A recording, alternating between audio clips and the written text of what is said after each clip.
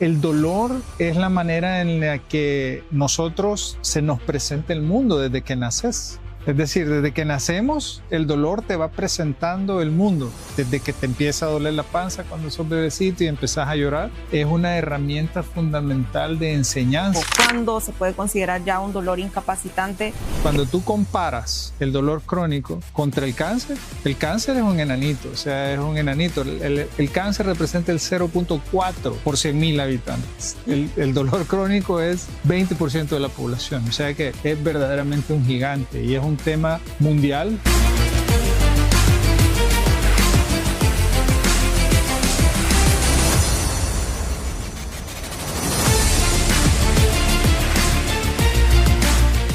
Hola, hola, ¿cómo están? Bienvenidos a un episodio más de Anatomía Viva. Estamos ya en el número 16. ¿De qué vamos a hablar? Se lo contamos a continuación. El dolor es una de las experiencias más universales del ser humano, pero cuando se vuelve constante, cuando persiste más allá de semanas o meses y parece no tener fin, deja de ser solo un síntoma, se convierte en una enfermedad por sí misma. Miles de personas en todo el mundo y también en El Salvador viven cada día con dolor crónico, una condición que impacta no solo el cuerpo, sino también la mente, las emociones y la calidad de vida. Hoy vamos a hablar del dolor crónico en pacientes oncológicos. Además, cómo los avances de la neuromodulación, cirugía y terapias integrales que están cambiando la forma en que entendemos y tratamos el dolor. En este episodio, conversamos con el doctor Eduardo Enrique Lobo, neurocirujano y oncólogo, especialista en tumores cerebrales y radiocirugía. Ha sido pionero en técnicas y tratamientos en la región centroamericana, Latinoamérica y a nivel mundial. Actualmente es el director del Centro Internacional de Cáncer en San Salvador y del Centro de Radiocirugía Robótica en San José, Costa Rica. Ha liderado múltiples esfuerzos de investigación y desarrollo en neurocirugía y radiocirugía. Uno de los más importantes ha sido Promesa, la cual representó la donación más grande de tratamientos neuroquirúrgicos a nivel mundial. ¿Listos y preparados para llevarle este episodio número 16? Les saluda Mauricio Portillo en compañía de Yesenia Rodríguez. Yesenia, ¿cómo está? Hola Mauricio, es un placer estar con ustedes ahora y sobre todo porque hoy compartimos mesa con un médico de nivel mundial, ¿verdad? Y estoy muy contenta, muy agradecida con el doctor porque nos dedicó este tiempo y este espacio para poder llevarle información valiosa a toda nuestra comunidad. Ya sumamos al momento de grabar este podcast 130,000 suscriptores, así que es de celebrar también este número que hemos alcanzado en estos días. Le doy la bienvenida al doctor. Doctor, bienvenido. Muchísimas gracias por estar con nosotros. A ti, al contrario. Muchísimas gracias por tenerme acá, por esta oportunidad de poder hablar con toda esta enorme comunidad que ya te escucha. Y al contrario, muchísimas gracias. Estoy emocionado de estar acá. Bueno, comenzamos. A mí me gustaría que usted le cuente a la gente en sus palabras qué es el dolor y por qué se genera. Mira, si lo ves desde el punto de vista más básico, el dolor es la manera en la que nosotros se nos presenta el mundo desde que naces. Es decir, desde que nacemos, el dolor te va presentando el mundo. Desde que te empieza a doler la panza cuando sos bebecito y empezás a llorar, empezás a interpretar el dolor. Desde que empezás a caminar y te caes, empezás a entender las leyes de la gravedad. O sea que el dolor es una herramienta fundamental de enseñanza. Es lo que te enseña a caminar, a correr, a hacer múltiples actividades. O sea que el dolor es una parte de la enseñanza básica de los humanos. Entonces, más allá de eso, el tema fundamental es cuando el dolor se cronifica. Por ejemplo, se pueden cronificar por muchas razones y es porque te dañaste la rodilla o te dañaste la espalda o cáncer o un montón de razones. Pero para que el dolor se cronifique, se vuelva de algo que me golpeaste y me dolió ahorita, pero se me quitó a los 30 minutos, es un dolor que tiene que persistir por lo menos 3 meses. Entonces, cuando tú tienes un dolor que ha durado más de 3 meses, ya se considera un dolor cronificado. Por supuesto que el tiempo no es tan relevante, pero sí es relevante entender que no es un dolor que te duró 10 días. No es un dolor como los que maravillosamente tú tratas y se van de acá sin dolor, que hemos compartido varios pacientes y por supuesto les va fenomenal y ya se les acabó, sino que al contrario, son esos pacientes que vienen contigo y no tienen un alivio. ¿Y cuándo para un paciente se vuelve incapacitante? Porque hay muchos casos en los que no solo es el tiempo, sino esa parte en la que ya se vuelve complejo. ¿Cuándo se puede considerar ya un dolor incapacitante que requiere un abordaje más? Buenísima pregunta, pero primero para entender la dimensión, o sea, el dolor crónico representa el 20% de la población, o sea, es inmenso. Es inmenso, no es, o sea, cuando tú comparas el dolor crónico contra el cáncer es un enanito, o sea, es un enanito. El cáncer representa el 0.4 por 100,000 habitantes. El dolor crónico es 20% de la población, o sea que es verdaderamente un gigante y es un tema mundial. Tú acá es lo que más haces. Yo como neurocirujano me dedico a tumores, pero realmente mucha de mi consulta es o dolor del trigémino, dolor neuropático o dolor de columna, que por cierto, en las escalas es el primer dolor crónico, es el dolor de columna. Entonces, los números son gigantes, gigantes, gigantes. Es verdaderamente enorme. Dentro de esos, por supuesto, tenés diferentes niveles, ¿verdad? Unos que no son incapacitantes, o sea, que vivís con el dolor, pero no te impide hacer tus actividades del día a día, y otros que definitivamente que sí. Pero son números enormes. Y están acompañados normalmente de depresión, lo hablábamos antes de comenzar el podcast. ¿Con qué frecuencia mira este tipo de pacientes usted? ¿Y qué le diría a este tipo de pacientes que están pasando por un dolor crónico y de repente les cuesta buscar ayuda? Porque lo que vemos es gente acostumbrada a 3 años, 2 años o más y no consultan nunca. Mira, yo creo que aquellos que no hemos padecido dolor crónico nos cuesta trabajo entenderlo. Nos cuesta trabajo entenderlo porque si a ti que te duela una muela un día ya sentís que es el fin del mundo. ¿Ves? Ahora imagínate que te doliera 3 años. Tiene que ir acompañado de alteraciones en tu cerebro. Tu cerebro va a cambiar, se va anatómicamente, porque es la anatomía viva, las conexiones van a cambiar. Entonces, cuando cambian, empiezan a alterar otras áreas. Y dentro de esa, una de las más comunes es la depresión. Pero, ¿sabes? Hay una historia de eso, hay una historia que yo cuento que tiene que ver cómo nos enseñaron la medicina. Como desconocemos tanto el dolor en general, cuando salías de la cirugía de espalda o de una hernia y salías mal porque salías con el dolor. No, ya se cronificó el dolor, no te preocupes. No, habías dejado la hernia ahí, no era un tema de que se había cronificado, pero eso era lo que en tu mente te imaginabas que pasaba. No había pasado nada de eso, habías dejado un pedazo de hernia. Pero a veces no. Y otra de las cosas más críticas que lo ves, que es un verdadero ejercicio que como doctores y personas que atendemos a pacientes con dolor, es que nos tenemos que volver verdaderamente compasivos. En las unidades de emergencia, especialmente de los hospitales nacionales, cuando consultan los pacientes con dolor crónico, aquí y en todo el mundo, no creas que El Salvador son los desalmados. O sea, ya regresó este paciente. Hasta tiene un nombre especial, le llaman N. En medicina, si era un secreto de médicos, ya lo dije, le ponemos N por neuróticos. Entonces, hasta les pones un nombre y decís que se lo están inventando o que son locos o que tienen algo. Pero no es cierto. Muchos de ellos sí tienen un trasfondo de dolor crónico.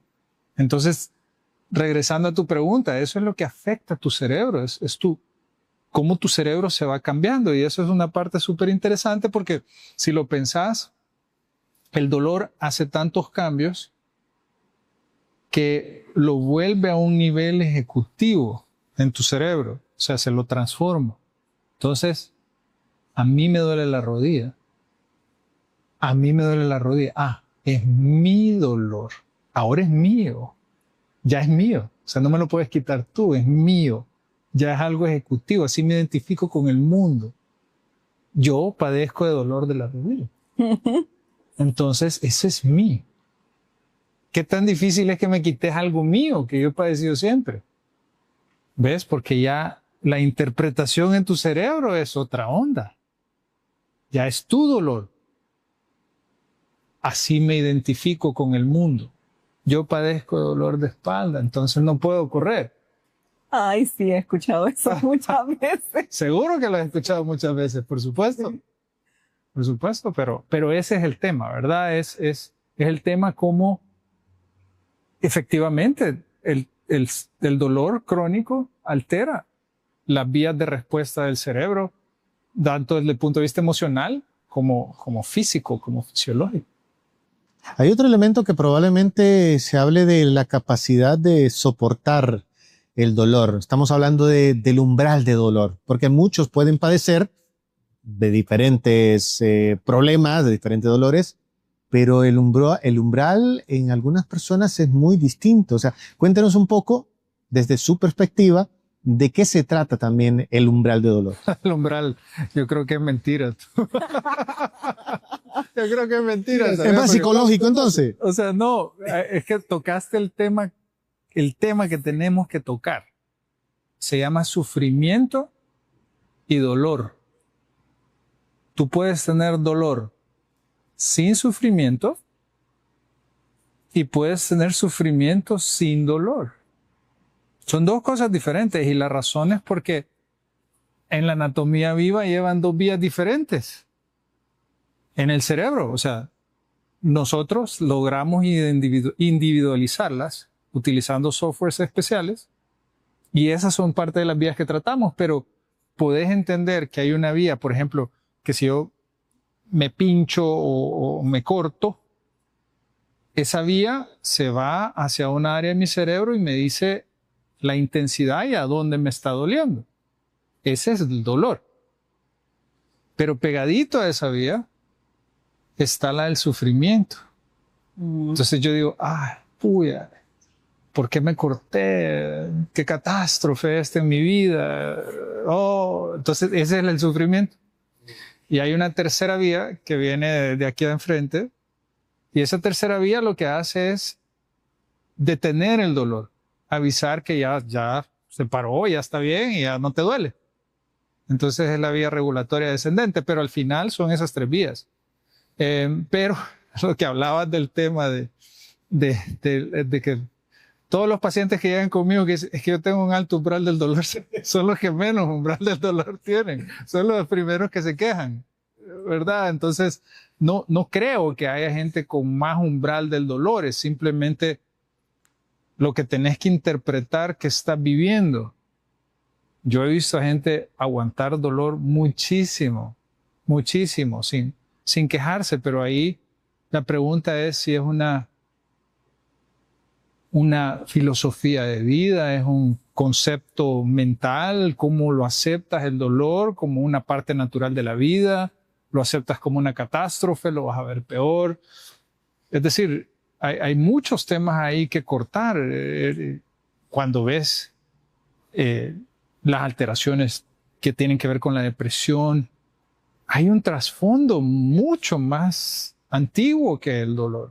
O sea, hay algo ahí que no se ha resuelto, tal vez desde la infancia o de la adolescencia, pero no es un punto en continuo que me dañé la rodilla, entonces ahora ya mi mente cambió, ¿no?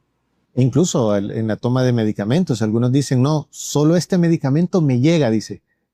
O sea, también está relacionado un poco también con algún aspecto psicológico, ¿no? O sea, es un aspecto emotivo, es emocional.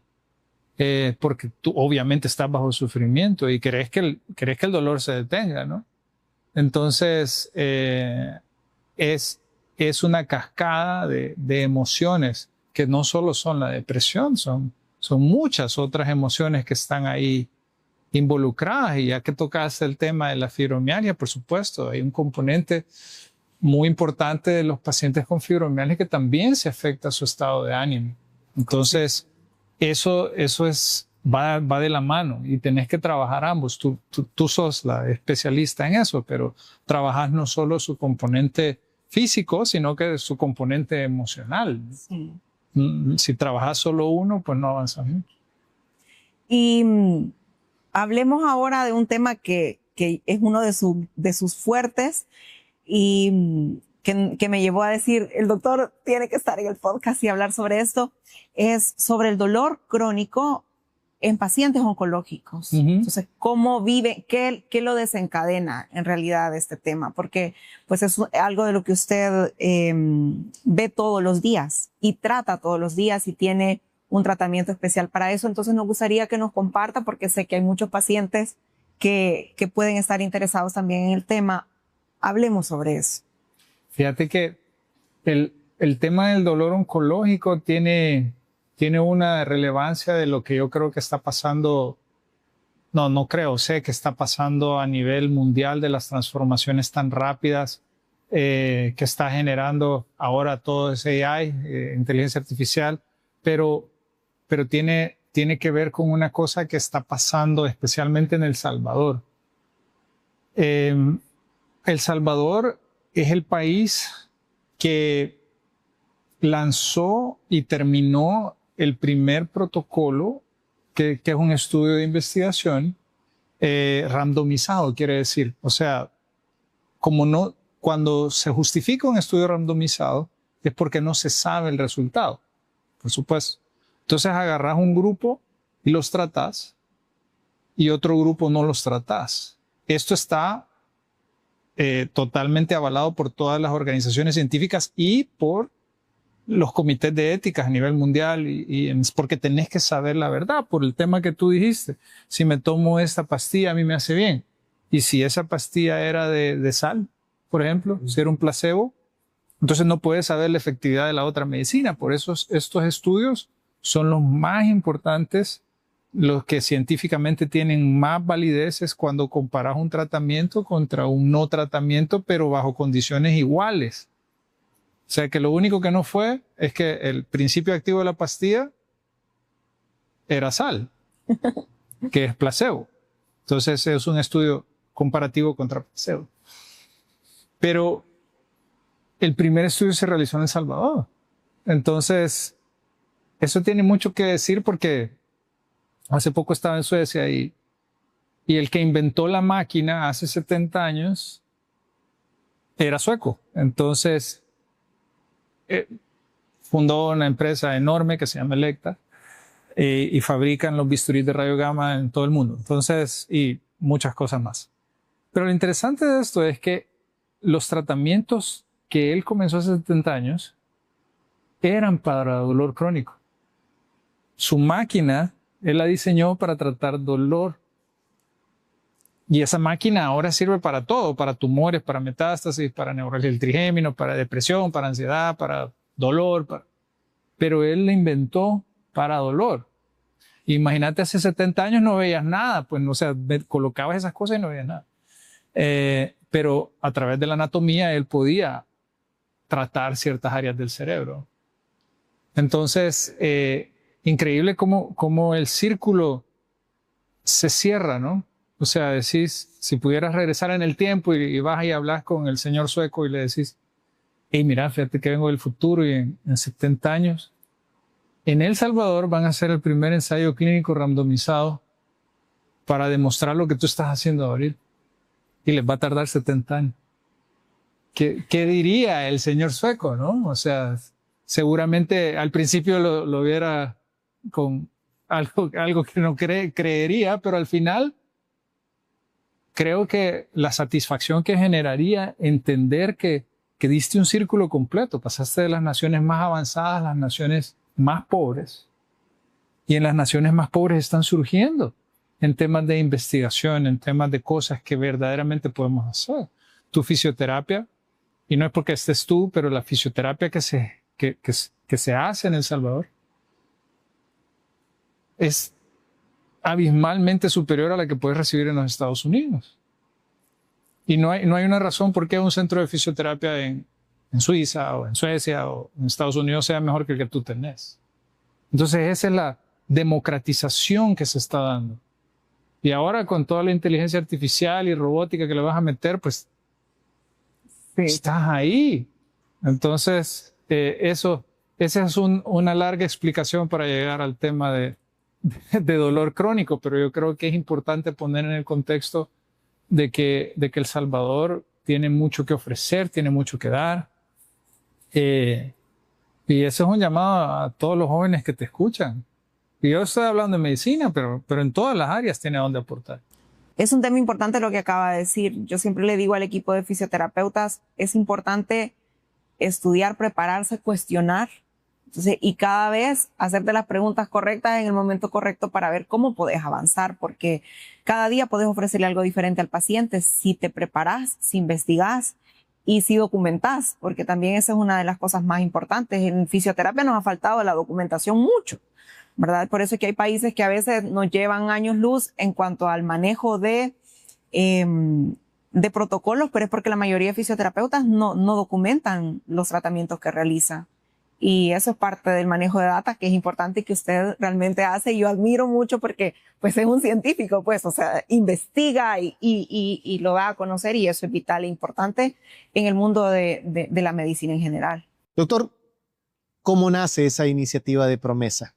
Y retomar probablemente ese proyecto de hace 70 años, ¿no? Pues mira, Promesa nace en un tiempo muy oscuro de El Salvador y como esto queda para la eternidad, en 20 años van a decir cuál tiempo oscuro. En El Salvador nunca hubo tiempo oscuro, aquí siempre hubo paz y todo eso. Pero Promesa nace en lo más crudo de la violencia en El Salvador. Viene después de un esfuerzo que habíamos realizado en esos entonces contra la corrupción, porque se estaba tratando de entender por qué el nivel de violencia en el país, por qué estábamos metidos en una guerra en el país.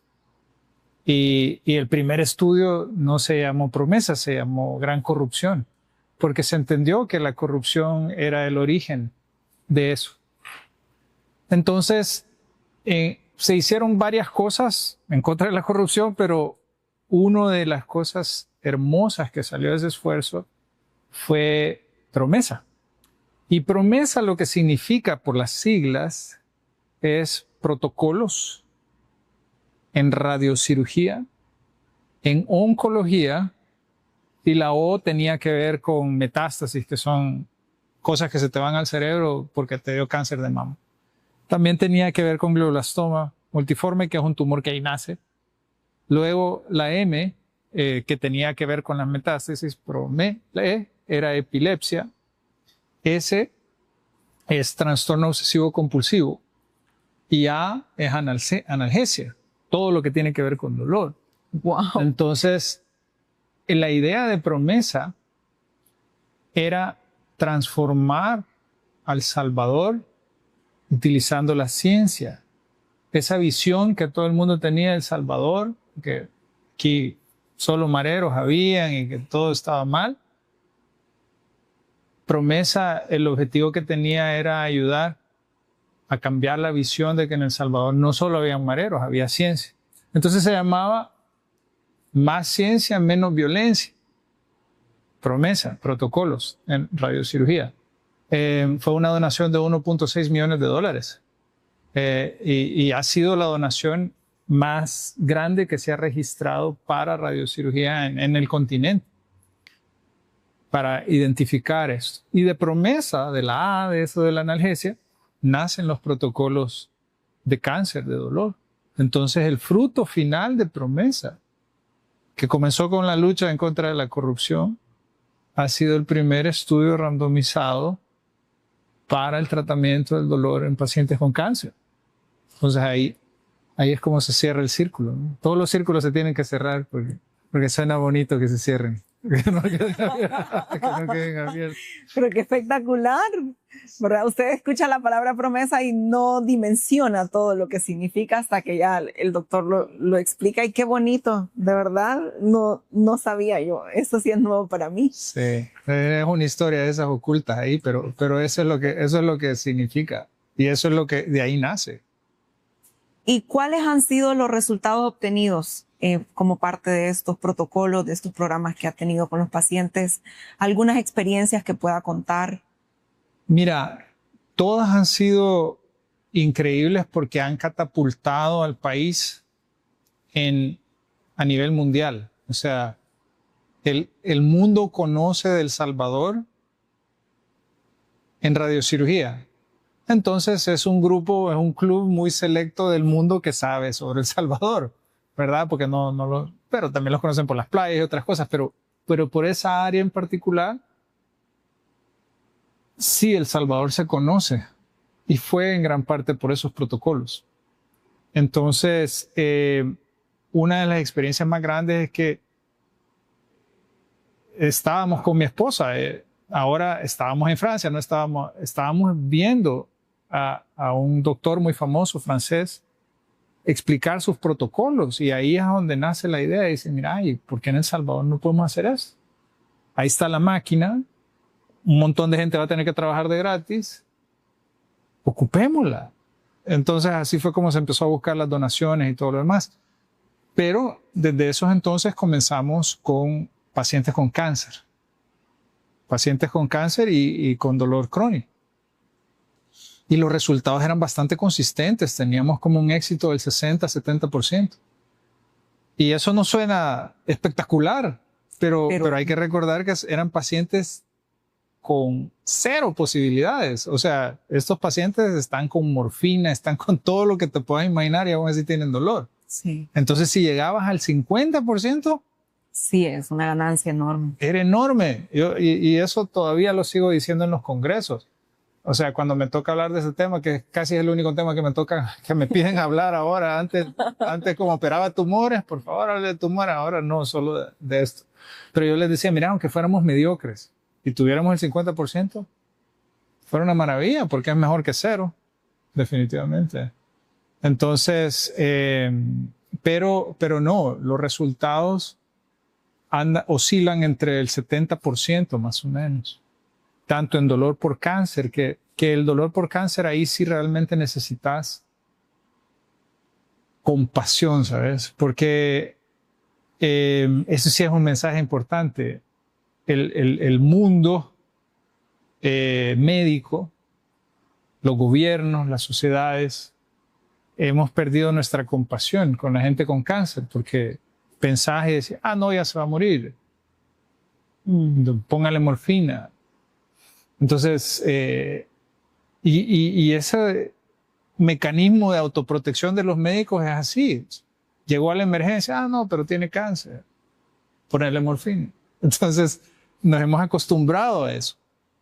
Pero para poder romper ese ciclo necesitas ser compasivo, que es diferente a ser empático, pero necesitas ser compasivo. Empático es decir, sí, pobrecito, cómo está sufriendo, pero compasivo es querer hacer algo para cambiarlo realmente y motivarte y hacerlo, ¿no? Entonces, hay que crear conciencia sobre el dolor en pacientes con cáncer porque sufren mucho y estamos haciendo muy poco.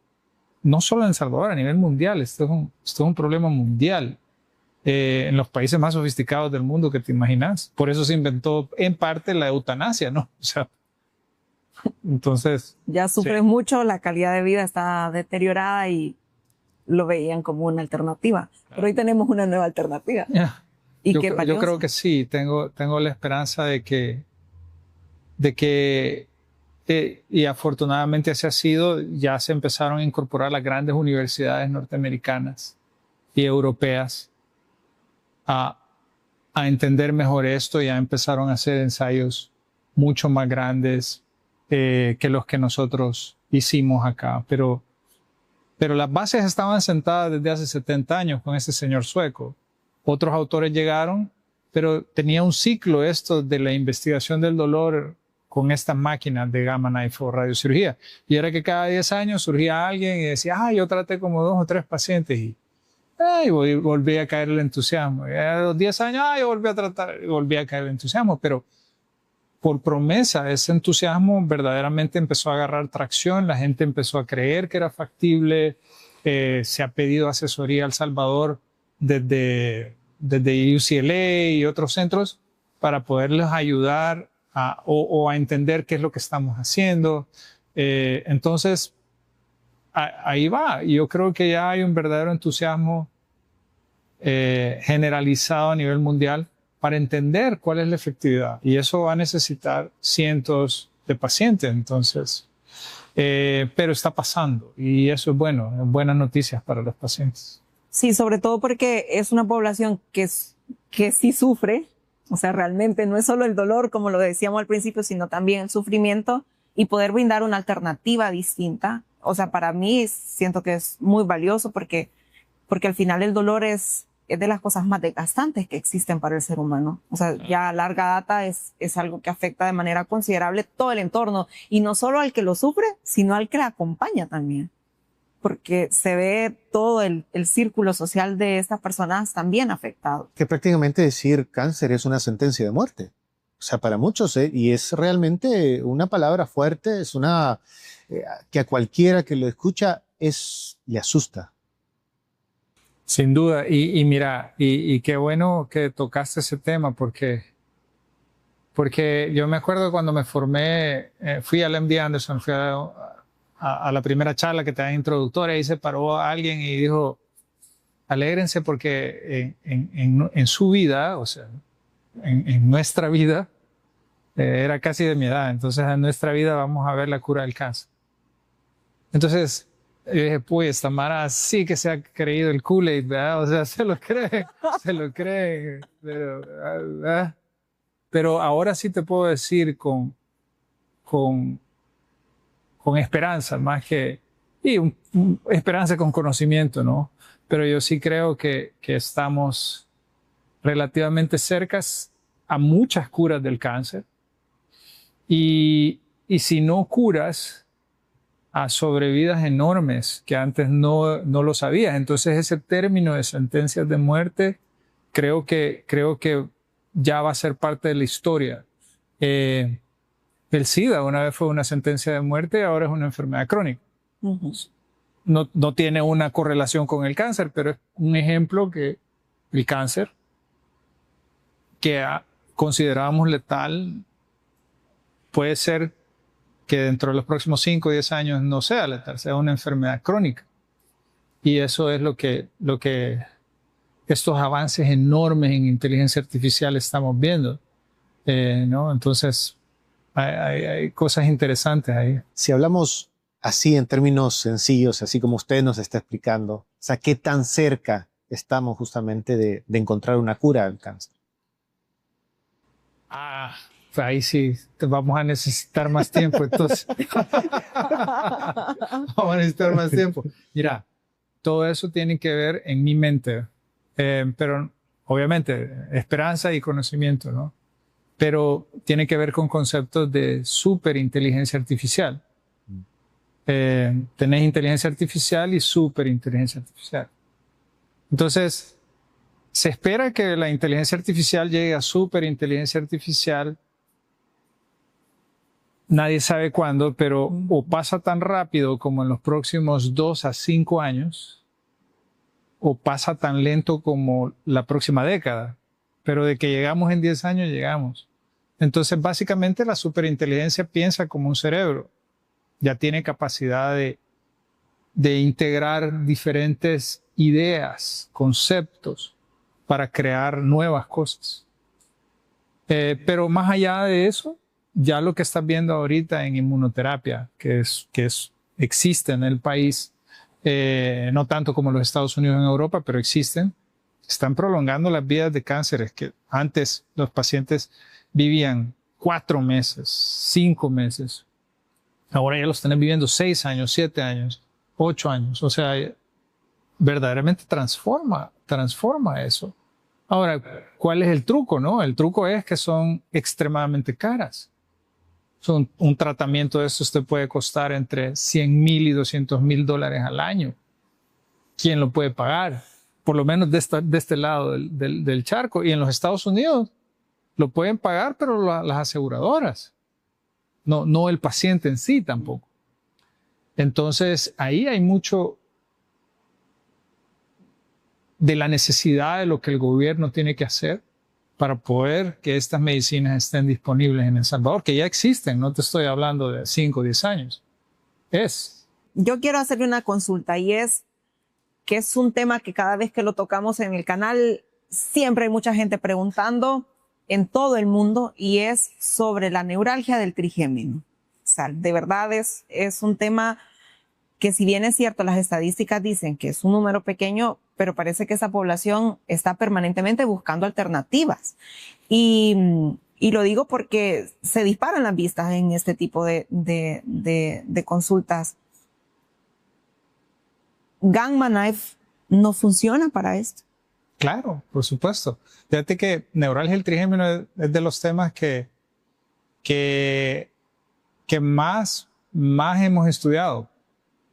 Existe el dolor del trigémino, que es la causa de dolor número 1 de cara. Entonces, como tú dices, los números parecieran ser pequeños, pero afectan a sectores importantes de la población con un síntoma característico del dolor de cara. Entonces, por eso es que se disparan, porque ellos saben exactamente lo que están sufriendo, saben que tienen una enfermedad en común, es muy particular, y se mezcla también con su hermano gemelo, su hermano malo, que es el dolor facial crónico. Uh-huh. Y cuando entras en eso, y ahí ya se friega todo, porque es fácil entender la neuralgia del trigémino. El que no es tan fácil entender es el dolor facial crónico, que tal vez lo ves con más frecuencia que la neuralgia del trigémino. Uh-huh. Sí. Me dicen, no, a mí me duele alrededor del ojo, me duele el oído, me duele hasta acá el cuello, uh-huh. Y todas esas no son características de neuralgia del trigémino. Uh-huh. Son más de dolor facial crónico. Entonces, pero puntualmente la neuralgia del trigémino, de lo más emocionante que está sucediendo ahora es que la neuralgia del trigémino en la mayoría de casos es un conflicto con un vaso sanguíneo que le pega encima. Entonces lo deforma. El tratamiento es relativamente sencillo, es operar y mover el vaso sanguíneo. Y con eso se alivia. Y si no tienes el vaso sanguíneo, entonces tenemos que buscar otras alternativas, ¿no? O pacientes mayores que tienen el vaso sanguíneo y no se pueden operar. O pacientes que simplemente no se quieren operar y me dicen, ya te entendí lo del vaso sanguíneo, pero a mí no me vas a abrir la cabeza. ¿Qué pasa bastante? Uh-huh. Especialmente si tenés una alternativa no invasiva, que te la van a aplicar y te vas a ir a almorzar a tu casa. O sea, la mayoría de gente escoge eso. Y ahí es donde entra Gamma Knife, porque Gamma Knife, que es una herramienta de estas que hemos estado hablando para el dolor y esas cosas, la maravilla que tiene, y este señor que le inventó, este señor sueco, el señor es un neurocirujano, fue un neurocirujano que se llama Lars Leksell, pero él, imagínate la visión que tenía, él decía, necesitamos quirófanos sin sangre. Uh-huh. En los tiempos a donde la gente por abrirle el coco o abrirle la cabeza se morían. O sea, entonces él lo vio y dijo, no, necesitamos pasar a algo que no mate a la gente y que no necesites ni tan siquiera abrirle la cabeza. Y así fue como se inventó el Gamma Knife. Entonces, cuando ves el futuro de la neurocirugía, cada vez se va a ver más así, se va a ver más como quirófanos sin sangre. Pero en neuralgia del trigémino, puntualmente, el Gamma Knife es en mi manera de verlo, en los pacientes jóvenes que tienen un conflicto vascular, es la segunda mejor opción. La mejor opción es operar. Pero por alguna razón no se quieren operar, Gamma Knife es una excelente opción. En los pacientes mayores, Gamma Knife es la mejor opción. porque los riesgos de la cirugía aumentan. Entonces, y a pesar de todo, por cierto, a pesar de que los operaste y en las mejores manos, Gamma Knife, lo que sea, tiende a regresar. Hasta en el 50% de los pacientes puede regresar.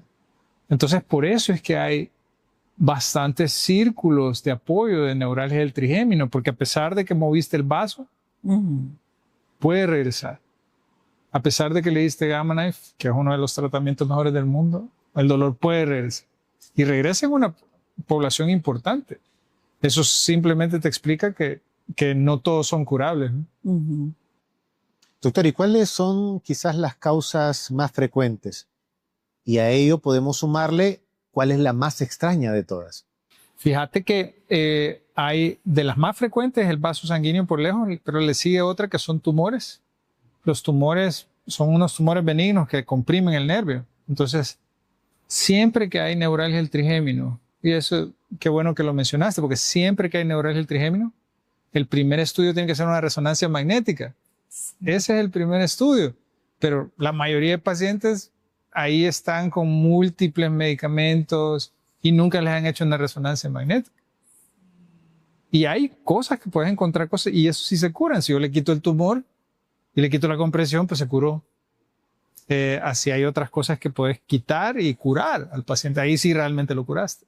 Por eso, primer estudio de resonancia magnética.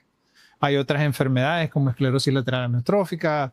Hay varias enfermedades que te pueden dar neuralgia del trigémino. Pero al final, el síntoma característico de la neuralgia del trigémino, que es diferente a esta cosa rara que te estaba hablando, que es el dolor de la cara crónica, el dolor facial crónico, es el que lo caracteriza como neuralgia del trigémino y es para el cual tenemos que buscar si lo podemos curar al paciente o no.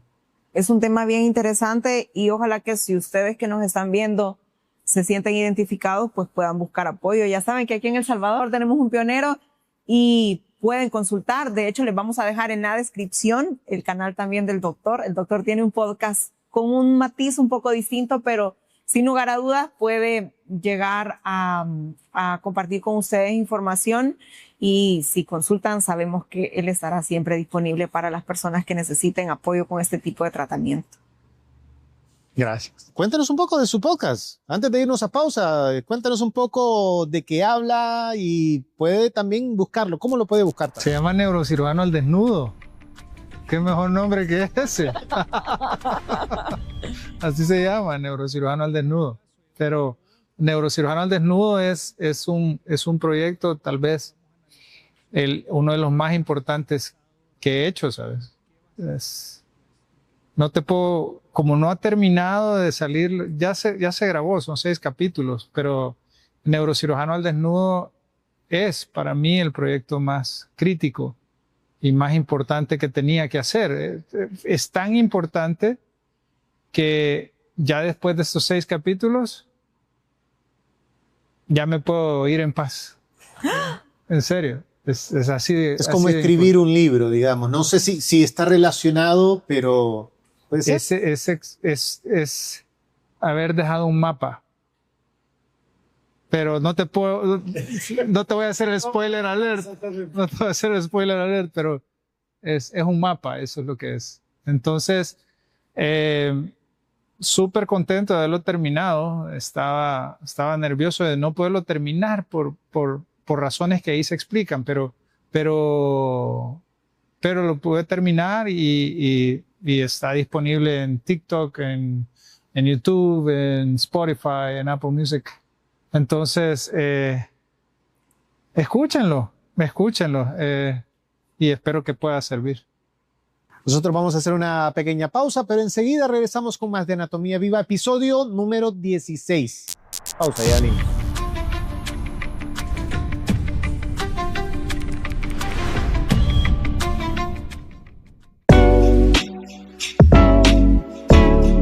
Imagina que con solo tus manos puedes aliviar tensiones, reducir molestias y devolverle a alguien un estado de paz y bienestar.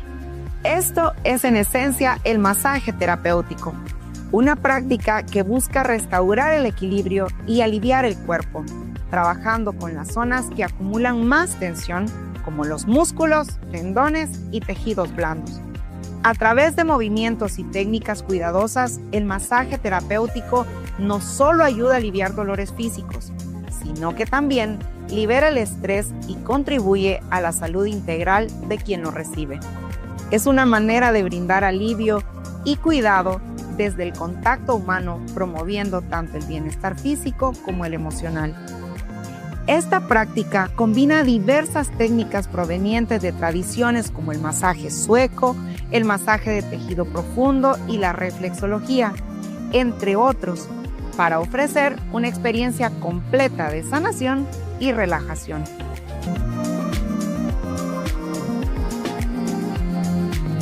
En Ananda trabajamos por tu bienestar. Contamos con tratamientos personalizados, tecnología especializada y un equipo profesional que te acompaña en cada etapa de tu recuperación. El vendaje neuromuscular, conocido también como kinesiotaping, fue desarrollado por el médico quiropráctico japonés Kenzo Kase en 1973. Es una técnica terapéutica que utiliza cintas elásticas y adhesivas, generalmente 90% algodón y 10% expandex, las cuales generan un efecto de tracción elevando la piel, reduciendo la presión sobre el espacio intersticial y brindando múltiples beneficios a los procesos de rehabilitación. Esta sección llega a ustedes gracias a...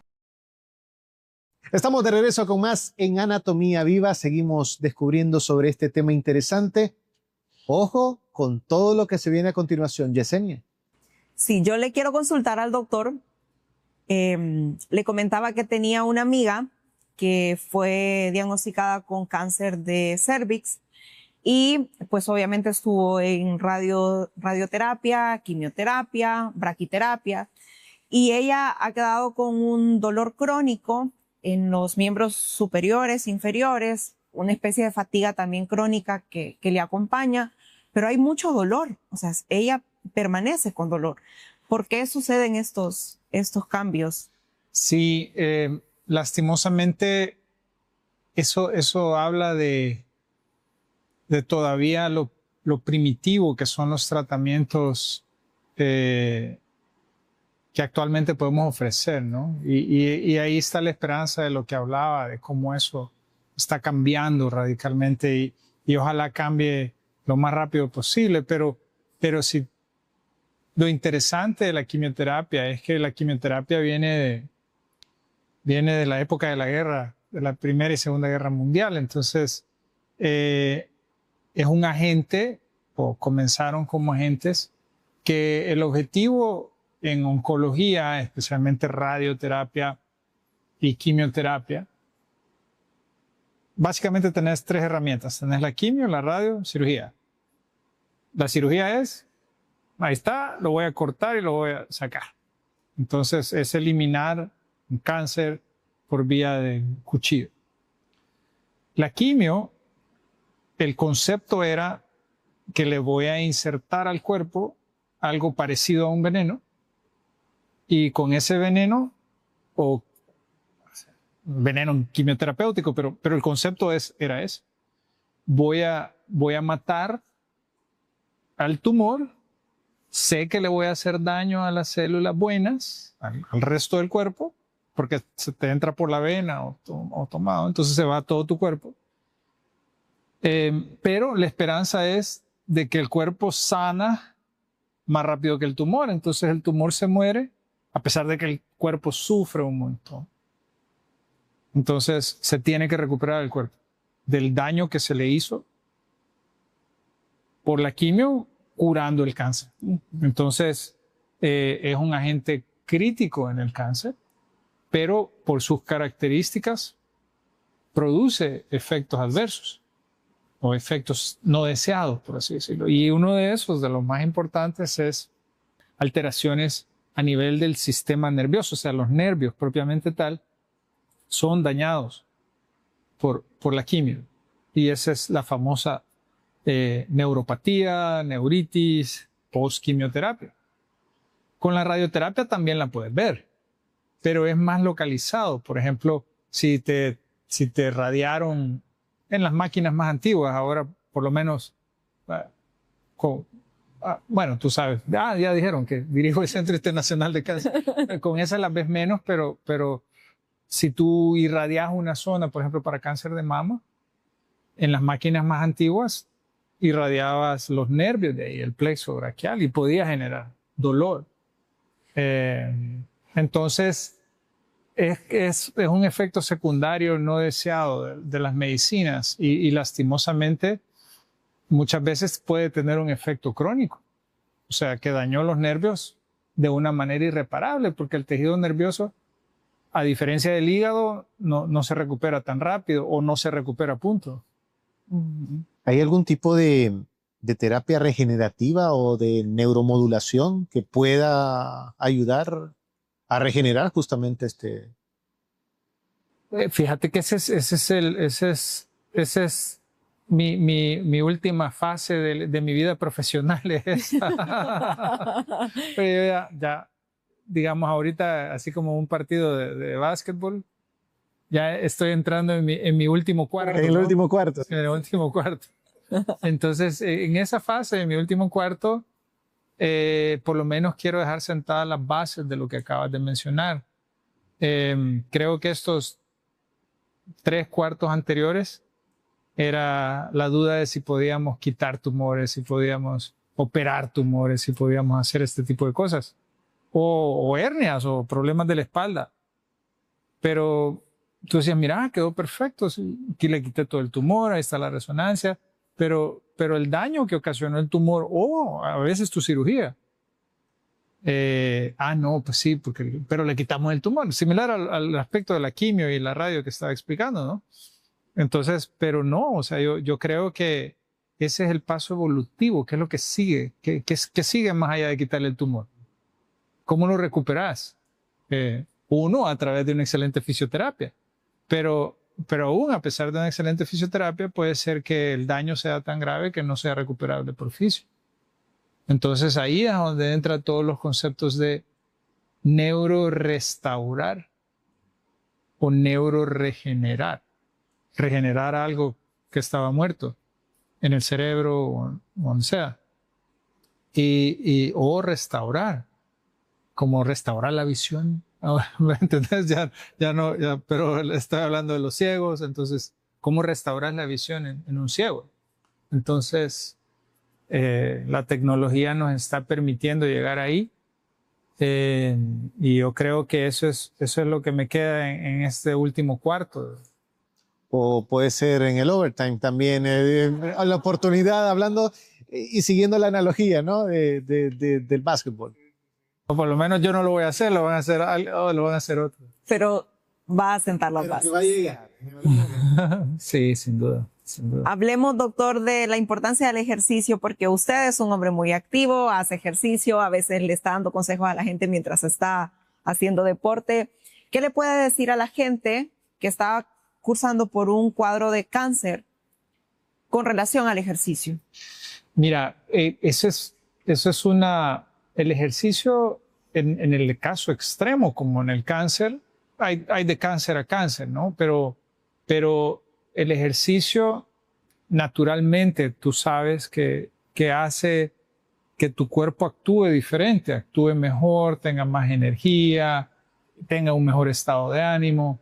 Por ende es una parte fundamental del ser humano. Es más, el ejercicio se ha demostrado, no es obvio que vivís más si haces ejercicio en comparación a los que no hacen ejercicio, pero también se ha demostrado cómo personas que hacen más ejercicio tienen menos efectos cognitivos como Alzheimer y todo lo demás. Pero en esencia, la pregunta es, los pacientes con cáncer, si están con dolor, pueden hacer ejercicio o físicamente, pues, porque es un tema que también si no puedes físicamente porque estás con dolor, es difícil que lo vas a hacer. Pero el efecto benéfico en la inmensa cantidad de enfermedades, las que tú ves, dolor de espalda, yo lo he dicho, Lo he dicho, lo he hasta grabado, ¿sabes? Si quieres ahorrarte un neurocirujano, haz ejercicio, baja de peso. Ya está, no vas a ir al neurocirujano. No vas a venir a Nanda. No, sí vas a venir a Nanda por las lesiones deportivas, entonces sí vas a venir a Nanda. A Nanda siempre va a... No, pero en temas de hernias, sí les digo al paciente, mire, a usted lo pueden operar, porque ya nos ha pasado, y usted puede hacer una recidiva si usted no aprende a respirar, a gestionar bien las presiones dentro del abdomen y a fortalecer todo el transverso abdominal. Le va a volver a dar, porque ese es un complejo. Y entonces debe aprender a hacer ejercicio. Y ese ejercicio lo tiene que hacer para el resto de su vida. No es que lo aprendió y lo deja de hacer, es todo lo contrario. Entonces el paciente le agarra a mucho paciente como el miedo de verdad tengo que hacer ejercicio. Y yo, por supuesto, tiene que hacer ejercicio. Porque si usted no hace ejercicio, los músculos se debilitan. Entonces tiene que trabajar en esa. Y te tengo una noticia de las hernias que mis colegas neurocirujanos me van a estar esperando afuera.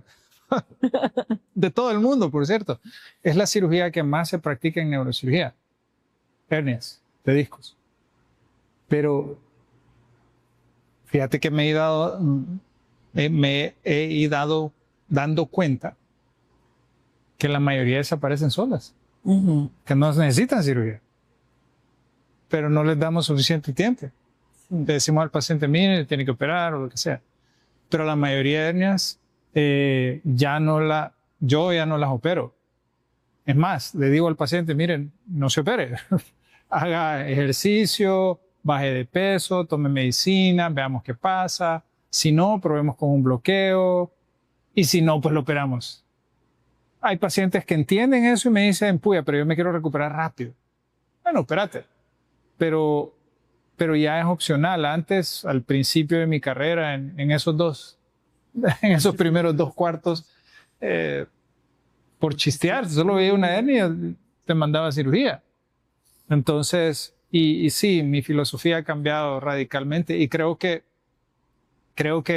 las hernias están en un potencial de extinción con esto que estamos hablando de la medicina regenerativa, la medicina restaurativa. No creo que estemos ahí todavía, pero sí creo que lo podemos estar en los próximos 10 años. O sea, que te salió una hernia y que la podamos hacer desaparecer sin cirugía, sin duda. Para que empiecen a investigar cuál es la razón principal para usted en ese concepto, en esa decisión, doctor. De la hernia, sí. Para que empiecen, ¿qué? Perdón. Para dejar que sane, para dejar... Y no que la primera opción... No, buena pregunta. Lo que sucede es que si la hernia, y eso es importante también porque hay mucha confusión, vienen los pacientes y me han dicho que tengo 3 hernias. Yo tengo como 5 y cuando ven la resonancia no tienen ninguna. Pero es porque la gente le dice que tienen hernias. Pero la mayoría tienen unas salidas que se llaman protusiones. Ajá. Entonces... Cuando tú te salís un poquito, es una protusión. Pero si vos vas y te paras en otro lado, entonces es una hernia. Entonces las hernias es un pedazo del cartílago, pedazo del disco que se salió. Entonces, un joven me enseñó eso hace años. Lo primero yo era una hernia gigante. Lo primero que dije, esta cirugía, digo, démosle. Y me dijo, no, doctor, fíjese que voy a la universidad, voy a estudiar afuera.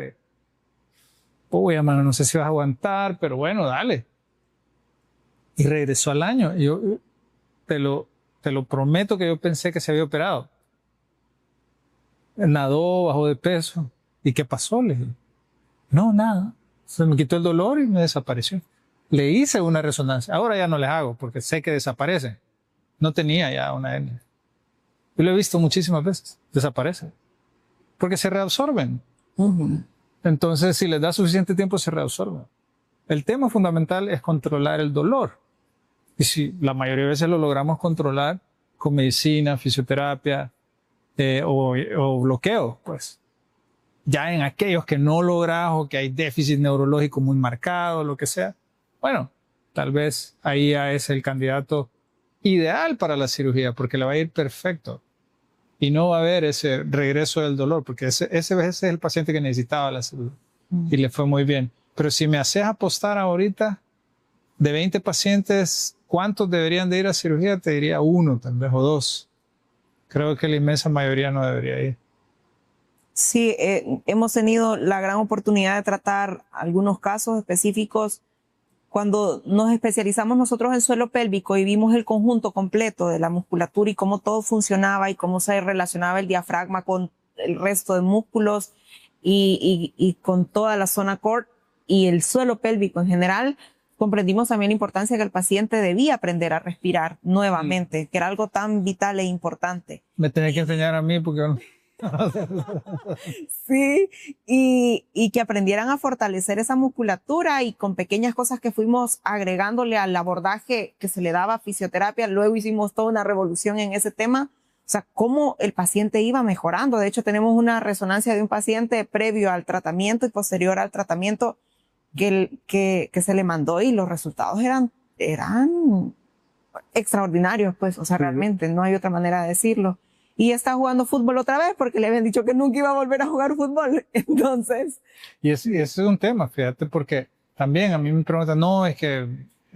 no, normalmente no llegan así cuando yo los mando a hacer ejercicio. Dicen, no, pero es que el doctor me dijo que no hiciera ejercicio, que no hiciera nada, que en todo caso nadara. ¿Ya? Entonces, yo siempre les hago la broma, pero no es tan broma. Mire, ¿y el doctor era gordito o no era gordito? Sí, era gordito. Ah, bueno, los doctores gorditos recomiendan no hacer ejercicio, pero los que se hacen ejercicio te recomiendan hacer ejercicio. Así de fácil. Solo alguien que no hace ejercicio un doctor le va a recomendar a otro paciente que no haga ejercicio. Tú sabes que el correr, por ejemplo, te va a afectar las rodillas. Eso es un hecho. Te va a afectar las rodillas, te va a afectar las articulaciones, pero no te va a afectar tanto la columna, por ejemplo. Entonces, si tú fortaleces el abdomen, si tú fortaleces el tronco, no hay una razón por qué no puedas correr, hacer ejercicio, jugar fútbol. Y ese es otro. Ese es clásico de los 30avos para adelante. Los ves aquí en B-Sport que llegan a jugar fútbol ahí en la noche, ¿verdad? Y son los que después llegan el día siguiente todo reventado. Pero la razón, yo les explico, mira, estás gordito, estás de sobrepeso, vas a jugar una vez a la semana, te vas a lastimar, hombre. Si querés jugar fútbol, tenés que bajar de peso, hacer ejercicio todos los días, tenés que estar en forma y andar a jugar fútbol. Las posibilidades de lastimarte van a ser más bajas. Entonces, dentro de todo eso, estoy seguro que son las recomendaciones que tú das siempre, pero es la importancia del ejercicio, ¿no? Si no, compré una Play y se pone a jugar con sus amigos. Es una recomendación también y pues se pone a jugar FIFA. ¿Qué les parece, doctor? Sí, comenzamos mitos y realidades. Perfecto. Vamos a despejar dudas y vamos con la número 1. ¿El dolor crónico está solo en la mente del paciente? ¿Esto es mito o realidad? Realidad. Porque ahí está. O sea, porque está en tu cerebro. No, pero es realidad. O sea, el dolor crónico es un proceso que sucede en tu mente, en tu cerebro. O sea que sí, efectivamente está. O sea que es real. Es real. Es real. Pero en el contexto de que realmente cambió algo en tu cerebro. No es como decir en la mente, te lo estás imaginando, pues. O sea, sí hay comunicación desde ese punto al cerebro. Es real. Vamos con la número 2. ¿El dolor crónico es una enfermedad del sistema nervioso? ¿Esto es mito o realidad? Es real. Me siento como en el colegio, pero es real. Es real. En parte que ahora ya con los mitos ya no sé qué decirte. Cada vez se convierte más mito en realidades, pero es real porque el dolor crónico es una alteración del sistema nervioso central. Ahí es donde se lleva a cabo la cronificación, ahí es donde se lleva a cabo la memoria del dolor. Para que haya dolor crónico tiene que haber una memoria y eso está en el hipocampo. Entonces, el hipocampo es el que te recuerda que tienes dolor, por ejemplo. El hipotálamo, que es otra zona del cerebro, te da las reacciones físicas del dolor. O sea, te duele, se te aumenta la frecuencia cardíaca. Eso es porque el hipotálamo está trabajando.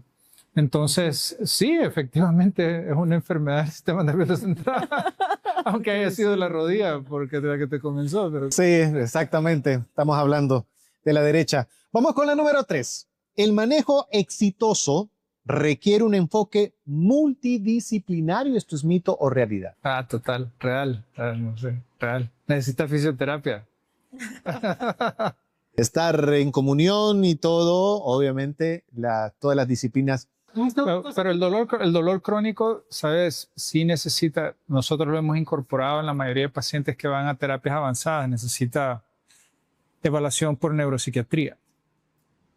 El apoyo psicológico, el apoyo psiquiátrico es crítico porque verdaderamente tienes un dolor crónico. Y el dolor crónico ya hablamos que te altera el cerebro, entonces necesita manejo por algología, fisioterapia, psicología o neuropsiquiatría. Y la especialidad que te esté tratando, ortopedia, neurocirugía, lo que sea. Sí, no solamente afecta al paciente como tal, también eso lleva a la familia y también se hace más grande.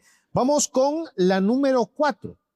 Si los medicamentos no funcionan, no hay nada más que hacer. ¿Esto es mito o realidad?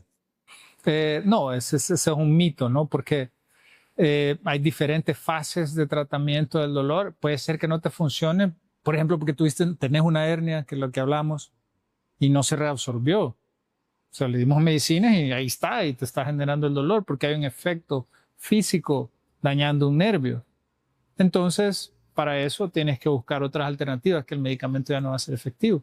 Hablamos de neuralgia del trigémino también, y hay pacientes que están tomando un montón de fármacos y a pesar de esa cantidad de fármacos, el dolor persiste, pero hay otras opciones que fueron las que platicamos entonces.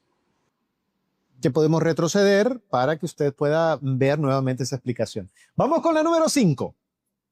Las neuropatías postquimio o radioterapia son inevitables y permanentes. ¿Esto es mito o realidad? Wow, eso es... De que son inevitables, te diría que son un efecto adverso de un fármaco. O sea, si ese fármaco es necesario para preservar tu vida, te puede dar. No es que a todos les dé tampoco. O sea, el ejemplo que se presentó es un ejemplo de una persona que lastimosamente sufrió un efecto adverso a la quimio. ¿Qué pasa? Pero a la mayoría de pacientes no les pasa.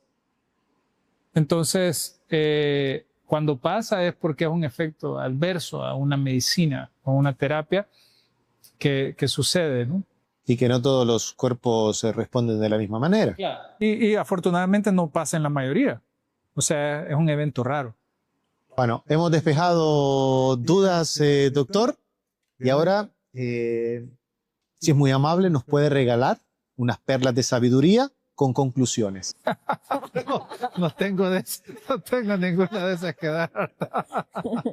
No, al contrario, ¿no? Agradecerles por la oportunidad de tenerme aquí. Ha sido toda una experiencia compartir con ustedes y están haciendo una labor increíble, en particular tú, informando tanto, no solo a los pacientes salvadoreños, sino a todos los que te escuchan y te ven fuera de El Salvador, y eso es súper honorable porque verdaderamente logras impactar a gente, cambiar gente y mejorar sus resultados, porque puede ser que esas personas no tengan acceso a alguien tan importante como tú, con tanto conocimiento, y a través de esta manera lo estás democratizando, porque lo puedes tener sin no necesariamente tener los recursos para viajar hasta El Salvador y verte tú. Muchísimas gracias de verdad por su tiempo. Estamos honrados por el tiempo del doctor. Esperamos que ustedes hayan aprendido algo y si se sintieron identificados, busquen apoyo. O sea, la verdad es que no debemos acostumbrarnos a vivir con dolor. Esa creo que es una de las invitaciones que les podemos hacer. No espere a que ya va a pasar, porque en la mayoría de los casos se puede buscar alternativas que le ayuden a mejorar su calidad de vida. No espere a tener un deterioro, a que le afecte el sueño, porque ya sabemos que el sueño es súper importante. Y siempre sepa que hay seres humanos que estamos dispuestos a ayudarle para que usted pueda mejorar. y busque toda la información que hay en este canal. 16 personas han contribuido con nosotros hasta ahora para llevarles a ustedes información muy valiosa y agradecerle nuevamente, doctor, de verdad qué bonito tenerlo aquí. Gracias. Me siento honrada, esa es la palabra. Yo creo que estar con profesionales de la talla del doctor realmente nos ayuda y nos motiva a ser cada vez mejores porque ustedes se lo merecen. Recuerden que la salud física es el primer requisito para ser feliz, así que manténganse pendientes porque seguiremos compartiendo más información. Hasta la próxima. Mauricio. Los esperamos en el próximo episodio. Esto fue Anatomía Viva.